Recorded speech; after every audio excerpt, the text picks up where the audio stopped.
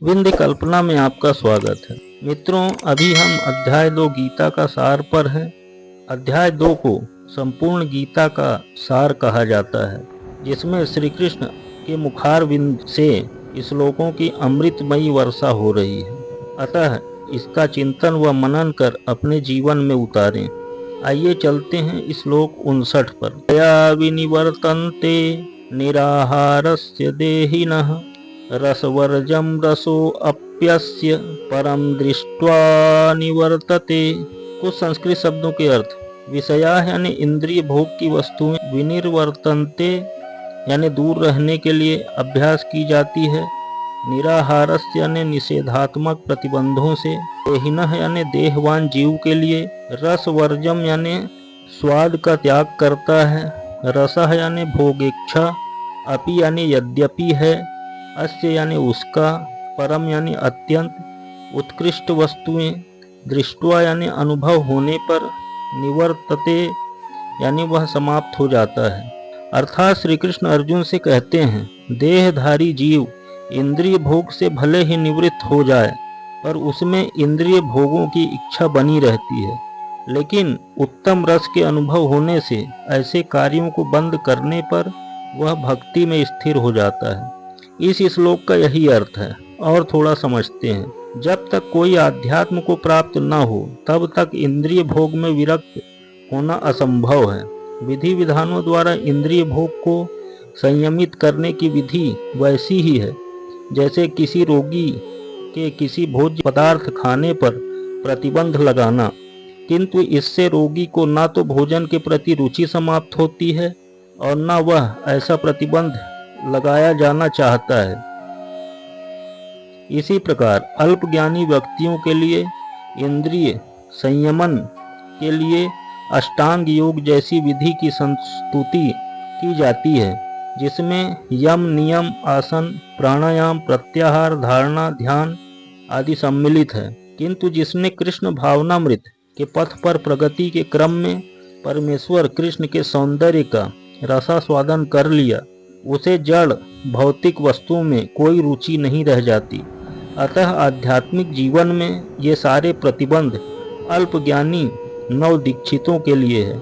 ऐसे प्रतिबंध तभी तक ठीक हैं जब तक कृष्ण भावनामृत में रुचि जागृत न हो जाती, और जब वास्तव में रुचि जग जाती है तो मनुष्य में स्वतः ऐसी वस्तुओं के प्रति अरुचि उत्पन्न हो जाती है।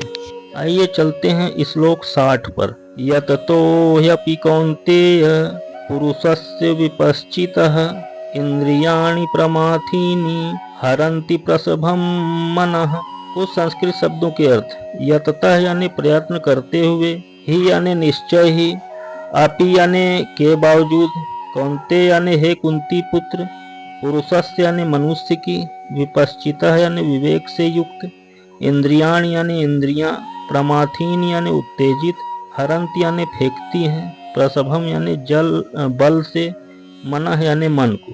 अर्थात श्री कृष्ण अर्जुन से कहते हैं, हे अर्जुन, इंद्रियां इतनी प्रबल तथा वेगवान हैं कि वे उस विवेकी पुरुष के मन को भी बलपूर्वक हर लेती है, जो उन्हें वश में करने का प्रयत्न करता है। इस श्लोक का यही अर्थ है।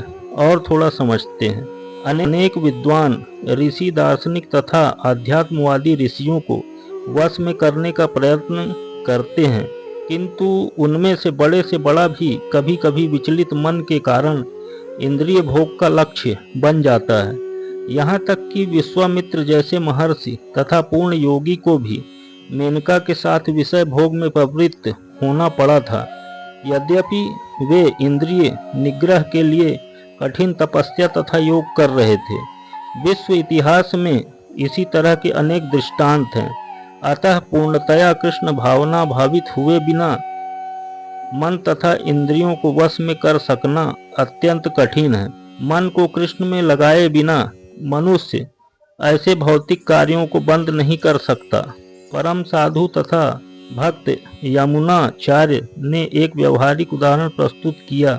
वे कहते हैं, यदवधि मम चेतः कृष्ण पदारविंदे नव नव रस धाम नित्यतम रंतुमासीत तदवधि बत नारी संगमे स्मर्यमाने भवति मुख विकार सुष्टु निष्ठीवनम च। जब से मेरा मन भगवान कृष्ण के चरणार बिंदु की सेवा में लग गया है और जब से मैं नित्य नव दिव्य रस का अनुभव करता हूँ, तब से स्त्री प्रसंग का विचार आते ही मेरा मन उधर से फिर जाता है और मैं ऐसे विचार पर थू थू करता हूँ। कृष्ण भावनामृत इतनी दिव्य सुंदर वस्तु है कि इसके प्रभाव से भौतिक भोग तथा नीरस हो जाता है।